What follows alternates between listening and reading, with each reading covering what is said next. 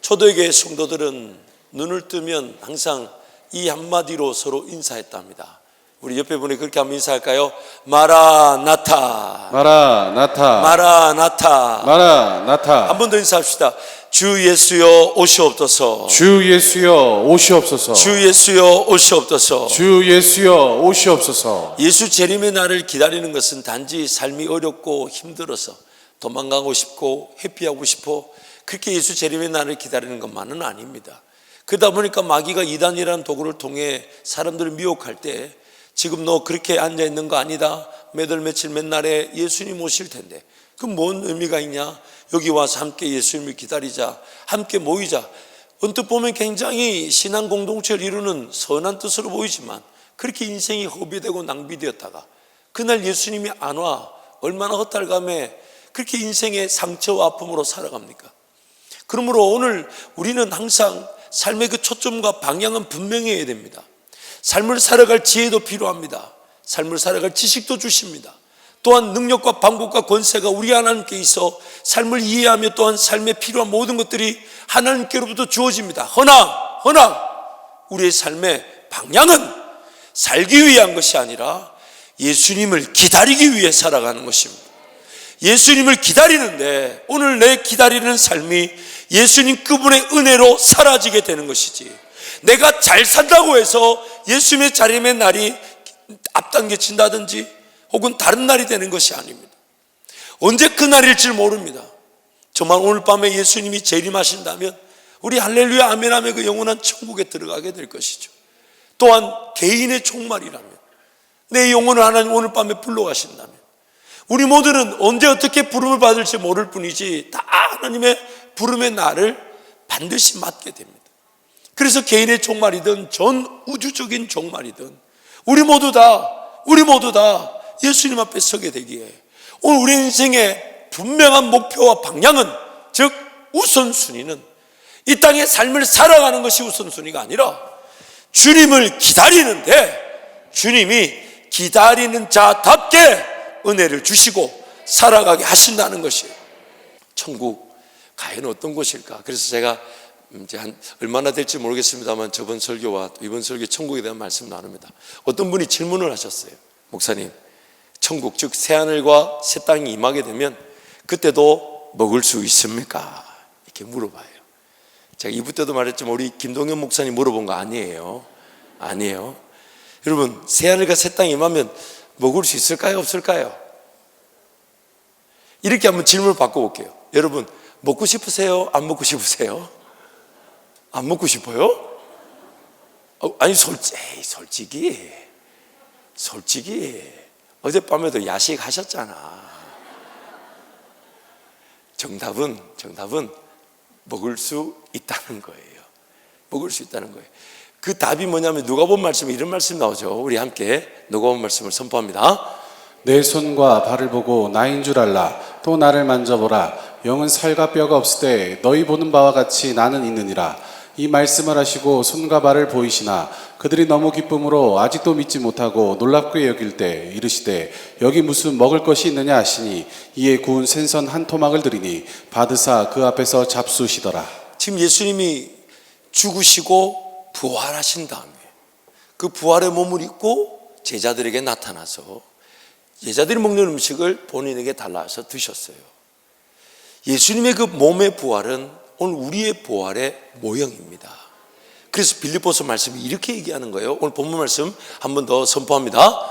그러나 우리의 시민권은 하늘에 있는지라 거기로부터 구원하는 자 곧 주 예수 그리스도를 기다리노니 그는 만물을 자기에게 복종하게 하실 수 있는 자의 역사로 우리의 낮은 몸을 자기의 영광의 몸의 형체와 같이 변하게 하시리라. 우리의 낮은 몸을 예수님의 영광의 형체 몸과 같이 변화되게 하신다.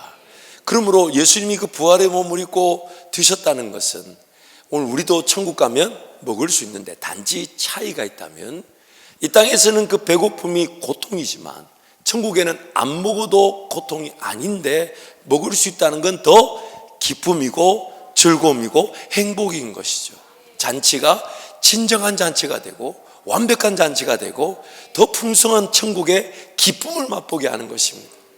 그러므로 오늘 우리가 신앙의 모든 여정들, 즉 내가 하나님의 자녀가 아닌 것처럼 살았을 때도 하나님은 나를 자녀였기 때문에 포기하지 않으셨다가 마침내 죄인임을 알게 하시고 예수를 믿게 하셨을 때 자녀라고 하시면서 뭐라고 하냐? 의롭다, 칭의라고 불러주시고, 또한 그 칭의된 자들이 하나님의 자녀로 양자, 입양되게 하시고, 그러나 그 양자된 자들이 여전히 죄의 권세, 욕심, 정욕에 휘둘리니까 그 양자된 자들을 하나님의 자녀답게 마치 그 어린 자녀들이 성장할 때 돕는 것처럼 그 자녀답게 지키시고 보호하며 도와주셔서 기어이 그들의 더러운 욕심과 정욕을 내던지게 하시고 하나님 아는 지식으로 가득 차 하나님의 형상에 회복되어져 가는 그 거룩의 과정, 즉 성화의 과정을 이 땅에서 보내게 하시다가 마침내 예수님 앞에 서게 될 때 온전한 영광에 들어가는 영화의 단계에 이르게 되는데, 그 영화의 단계에 이르게 될 때 그 영화의 궁극적인 내용이 무엇이냐면 내 몸의 부활이라는 것입니다. 내 몸의 부활이라는 것이죠. 그래서 고린도전서 15장 말씀인데요, 우리 함께 선포하겠습니다. 죽은 자의 부활도 그와 같으니 썩을 것으로 심고 썩지 아닐 것으로 다시 살아나며 욕된 것으로 심고 영광스러운 것으로 다시 살아나며 약한 것으로 심고 강한 것으로 다시 살아나며 육의 몸으로 심고 신령한 몸으로 다시 살아나나니 육의 몸이 있은즉 또 영의 몸도 있느니라. 우리가 흙에 속한 자의 형상을 입은 것 같이 또한 하늘에 속한 이의 형상을 입으리라. 아멘. 썩을 것이 새로운 것으로 입게 된다. 그러므로 오늘 우리가 그 몸의 부활을 맞이하는 게 진정한 구원의 완성, 즉 우리 인생의 모든 해결점이며, 또 그때 몸의 부활을 잃게 되면 우리는 더 이상의 고통도 없고 아픔도 없고 슬픔도 없고 그런 눈물도 없진 않아요. 있지만 닦아주시고 그래서 그 천국의 삶을 영광스럽게 살아가게 하신다는 거예요. 그래서 이 부분은 잔파이프 목사님이 이렇게 주석을 달았어요. 잔파이프 목사님의 주석을 보면 우리의 옛 몸은 새 몸이 될 것이다. 그러나 그것은 여전히 당신의 몸이다. 거기에는 연속성이 있다. 우리는 상상도 못하는 일을 하나님은 할 수 있다. 부활은 전적으로 새로운 창조라는 식으로 이해하면 안 된다. 대신 부활은 옛 창조의 변화라는 측면으로 이해해야 된다. 무슨 말이냐면 언젠가 천국이 오면 우리가 거기로 확 옮겨지고, 천국이 오면 우리는 그냥 이 삶을 다 내던지고 새로운 어떤 상태로 들어가는 게 아니라 천국이 오면 우리는 그대로 이 몸이 새롭게 변화가 된다는 것입니다. 그래서 천국은 어딘가에서 우리가 간다기보다는 성경이 뭐라고 얘기하냐면 천국 우리 가운데 임하게 될 것이라고 얘기해요. 그래서 예수님이 뭐라고 하셨습니까? 너희가 본 그대로 가서 너희가 본 그대로 내가 올 것이다. 그래서 그 새하늘과 새 땅이 이제 우리 가운데 임하게 되는데, 새하늘과 새 땅이 임할 때 예수님이 새 예루살렘, 즉 교회 공동체를 데리고 오십니다. 근데 그들이 누구냐? 우리 앞서 예수님 품에 안겨 안식하고 있던 성도들이, 새 예루살렘이 신부처럼 이 땅에 내려올 때 그들의 영혼은 주님 품에 안겨서 안식하고 있다가 재림의 날에 그들도 내려와서 그들의 썩어 없어진 육신의 몸을 다시 입게 됩니다. 그리고 그때 이 땅에 남아있는 성도는 공중으로 들려 올림받아서 새 예루살렘으로 먼저 간 신앙의 성도들이 내려와 그 육신의 몸을 다시 입고 우리도 몸을 입은 채 공중에 올라갈 때 그때 새로운 몸으로 변화되게 되는 것이죠. 그래서 예수님은 그 몸에 옆구리에 창자국을 그대로 갖고 계셨어요.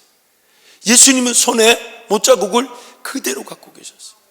그래서 이 땅의 삶을 그냥 대충 살거나 내가 함부로 살고 난 다음에 이거 다 그냥 버리고 나는 새롭게 창조되어 간다, 새로운 곳으로 들어간다, 성경 그렇게 말하지 않아요.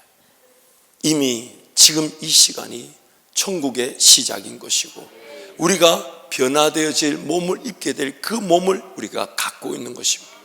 그래서 진정한 구원은 바로 몸의 부활인 것이죠. 죄로 말미암아 타락해서 버려져야 되고 포기되어져 마땅한 이 몸조차도 하나님이 창조하신 것이기에 버리지 않으시고 회복시키셔서 새하늘과 새 땅 때는 그 땅, 그 천국에 합당한 자로 변화되게 하시는 것, 이게 바로 우리 하나님의 진정한 목적이 되는 것입니다. 진정한 목적이 됩니다. 또한 여러분 천국 가면요 서로 알아볼 것 같아요, 못 알아볼 것 같아요? 알아볼 것 같아, 못 알아볼 것 같아? 아니, 이렇게 한번 질문해 봤어. 알아봤으면 좋겠어요, 못 알아봤으면 좋겠어요? 종종 여러분 옛날에 그런 간증 많이 듣지 않았어요? 천국 가면 세 가지 때문에 놀란다고. 세 가지. 아니, 장로님들 기억 안 나시니까 천국 가면 놀란 세 가지 잘 모르세요? 첫 번째는 나 같은 죄인이 천국 온 걸로 놀란다는 거예요. 그렇게 벌벌 떨고 두려워하고 죄짓고 쓰러지고 넘어졌는데도 하나님 날 포기하지, 마침 내가 눈을 떠보니까 천국에 와 있는 거, 놀라는 표정이라도 좀 이렇게, 얼마나 놀랍습니까? 안 그래요? 당연한 거예요? 아직 자기가 얼마나 죄인됨을 모르면 이게 당연한 거고, 자기가 죄인됨을 알면 그 얼마나 놀라운 일입니까? 원래 두 번째 놀라는 거는, 저 사람도 왔네, 저 사람도 왔네, 놀란다잖아요. 놀랐네. 세 번째, 그 사람은 왜 안 왔대? 그 사람은 왜 안 왔대? 그렇게 놀란다잖아요. 그 천국에 우리는 그렇게 입성하게 되는데, 천국 가면 우리 서로 다 인식할 수 있다. 마태복음 8장 말씀 예수님이 이렇게 얘기하셨어요. 우리 함께 선포합니다. 또 너희에게 이르노니 동서로부터 많은 사람이 이르러 아브라함과 이삭과 야곱과 함께 천국에 앉으려니와. 지금 천국에 누가 앉아있다? 아브라함도 이삭도 야곱도 김종진이도. 아니, 자기 아멘 할 게 아니라 여러분 이름을 넣어야지. 내 건 내 거고.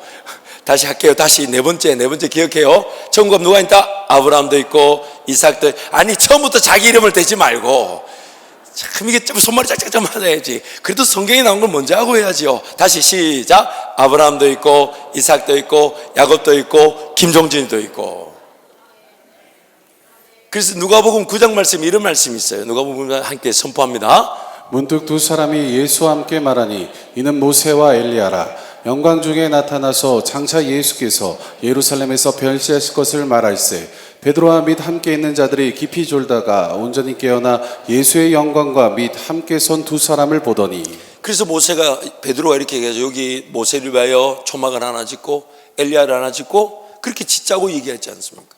예수님이 지금 이미 그 안식에 들어가 있는 구약의 백성들이 분명히 모세와 엘리야로 대화를 나누셨다는 거죠.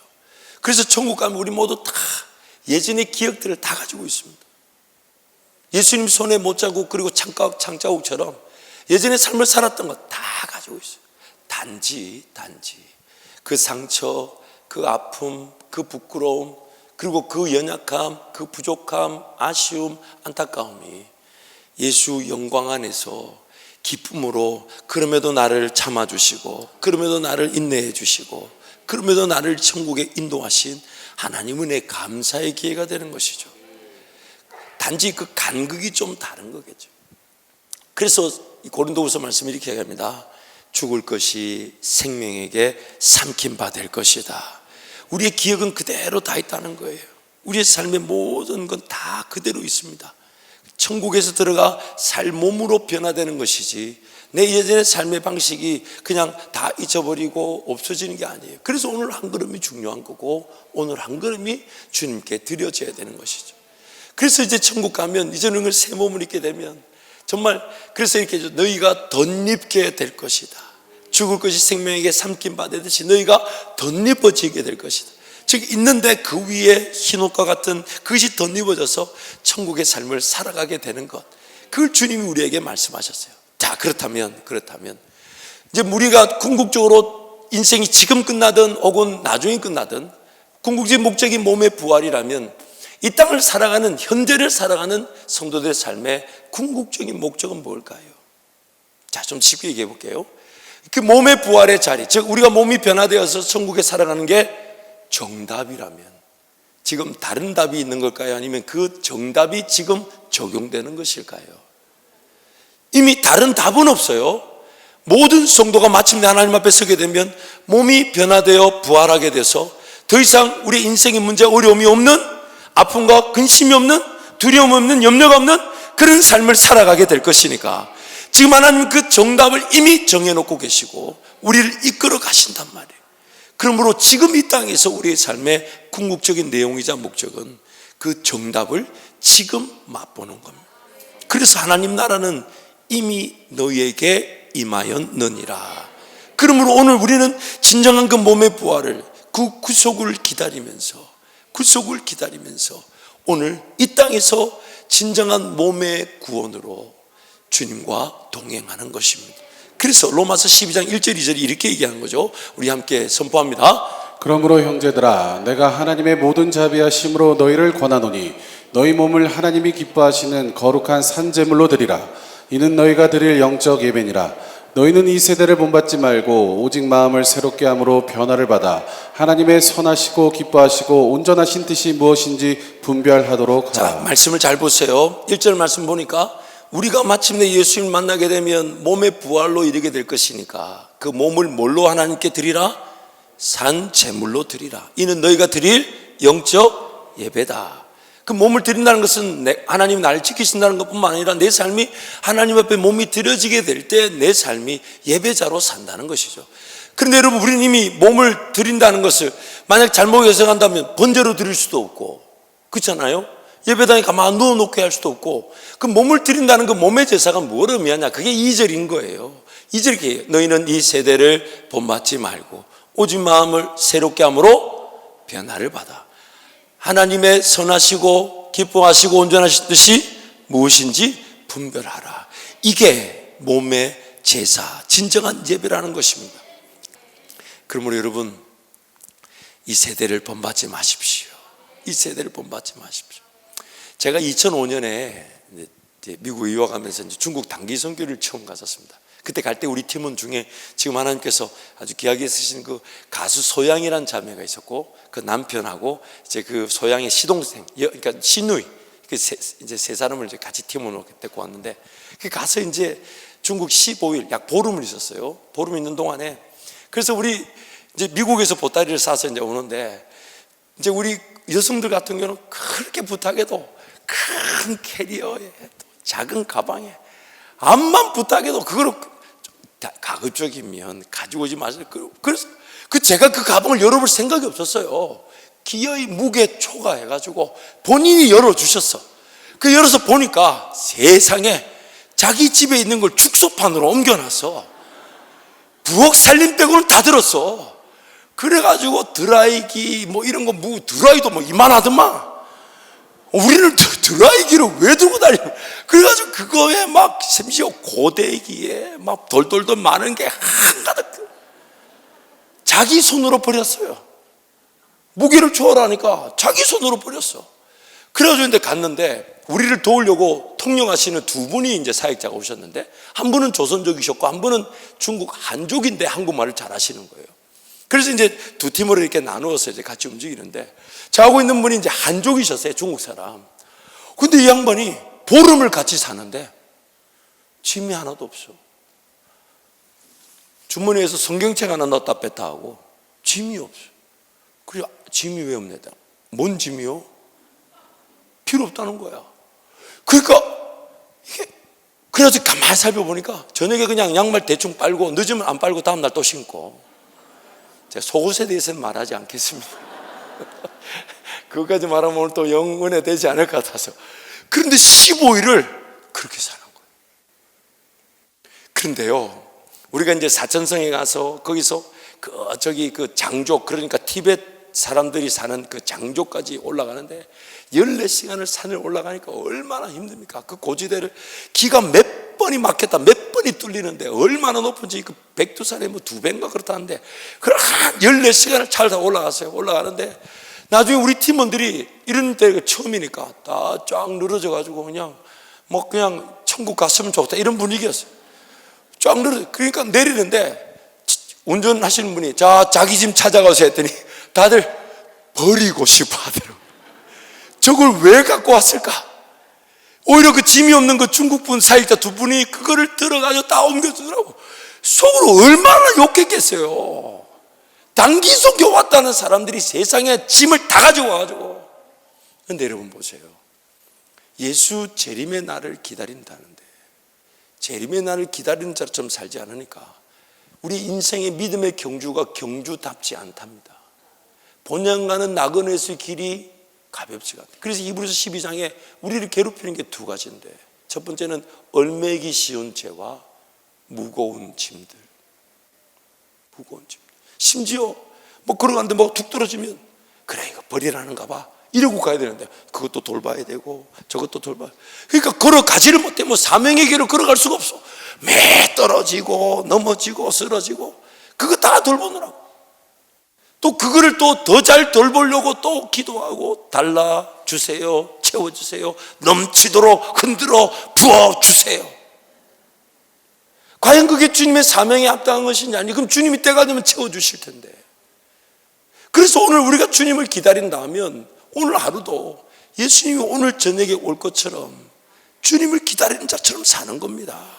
그래서 누군가 그 주님을 기다릴 줄 모르면 가르쳐 주는 거죠. 그런 게 너무 얽매이지 마. 왜? 공중의 새를 보라, 들의 풀을 보라. 길쌈도 수고도 아니하지만 하나님이 책임져 주시지 않냐? 하물며 우리일까 보냐? 그러면서 그 먹으려는 것에, 마시려는 것에, 그 더 잘 먹으려는 것에, 더 마시려는 것에 속지 말라는 거예요. 세대를 본받지 말라는 거예요.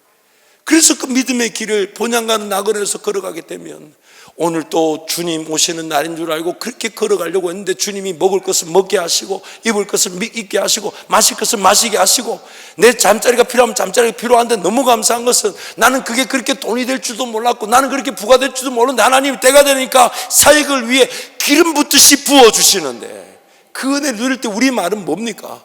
이건 나 추구한 게 아닌데 이런 거 집 가지려고 한 것도 아니고 이렇게 먹으려고 한 것도 아니고 이렇게 일이 잘 되려고 생각도 안 했는데 주님이 하셨다고. 그러면서 그게 얽매이지 않고 나는 또 오늘 밤에 주님 오시기를 바라나 남겨두신다면 호흡이 확인된다면 기다리는 자답게 결정하고 사는 거죠. 그러다 보니 들려지는 거는 세대의 이 세상 풍조에 속아 놀아나는 것도 아니고 욕심과 정욕에 놀아나는 것도 아니고 하나님의 선하시고 기뻐하시고 온전하신 뜻만이 남게 된다는 겁니다. 그러므로 오늘 우리는 그 길을 걸어가는 것입니다. 그래서 예수님이 이렇게 비유하셨죠. 천국은 마치 하면서 여러 개 비유를 하셨는데 어떤 사람이 길을 가다가 자기 밭이 아닌데 길 옆에 밭에서 뭔가 반짝거려서 가보니까 감추인 보화가 쫙. 저는 그 본문을 묵상할 때마다 저같이 순진하고 착한 사람들 이렇게 생각하거든요.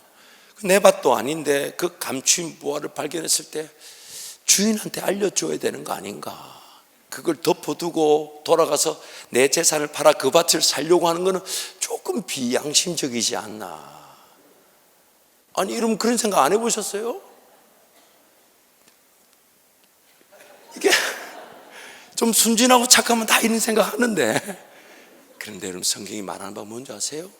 자기 밭인데도 그 밭에 천국과 같은 감추인 보화가 숨겨져 있다 해도 그 밭주인이 그걸 알아볼까요? 못 알아볼까요? 멀리 갈 것도 없어요.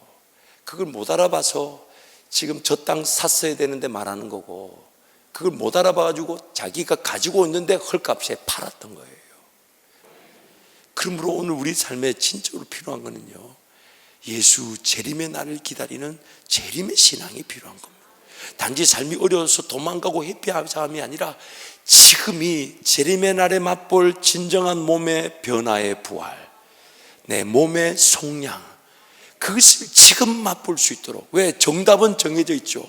그 답을 누리게 할 거니까 지금 그 답을 맛보게 하시는 거. 그게 하나님의 뜻입니다.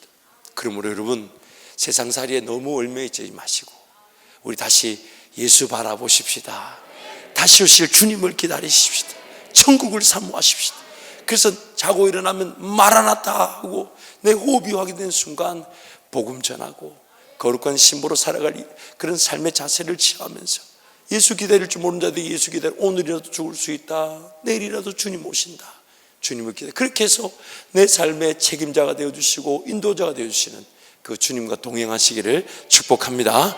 우리 옆에 분 한번 축복할까요? 마라나타. 나타. 예수님 오십니다. 예수님 오십니다. 오늘 밤에 오실 수 있습니다. 오늘 밤에 오실 수 있습니다. 그 신앙, 여러분 그 신앙 붙들고 살아가기를 축복합니다.